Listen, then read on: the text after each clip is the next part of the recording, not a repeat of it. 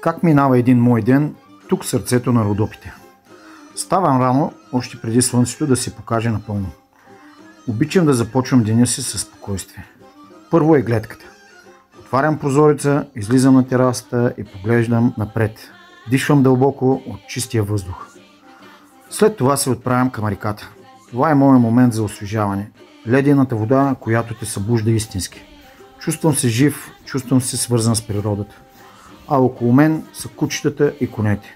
Кучетата ме чакат с нетърпение, а конете красиви и спокойни винаги ме карат да се усмихвам. Няма как да пропуснем и игрите с децата на снега.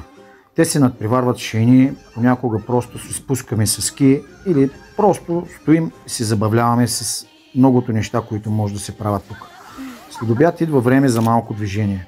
Имаме зала, където водим тренировка по йога, пилатес, бокс и други спортове. Но ако трябва да съм честен, днес просто ще се насладя на гледката от залата. Ако и друг ден ще се разтягам или ще се боксирам. Днес ми е ден за спокойствие.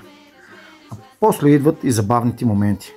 Някои искат да се качат на конския впряг, други искат да потичат с конете в снега, трети искат да се наслаждават и да се смеят. Това са Родопите. Деня е такъв, че никога нищо не ти омръзва. Чист въздух, природа, спокойствие. В Родопите всяко утро е нова магия, всяка вечер е спокойствие и топлина. Свобода, природа, живот. Това е моят ден тук. А вашия? Очаквайте скоро продължението, където може би ще покажа как се боксираме, как медитираме или как водим някакви семинари. Може би ще се разхождаме из многото туристически дестинации тук. Ще покараме джип или просто не знам. Но това ще е някой друг път, някой друг ден. Благодаря ви, че изгледахте видеото. Може да го споделите, да го харесате, да коментирате и да бъдете нашите гости.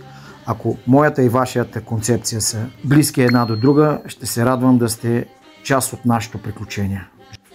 Желая ви успех и до скоро!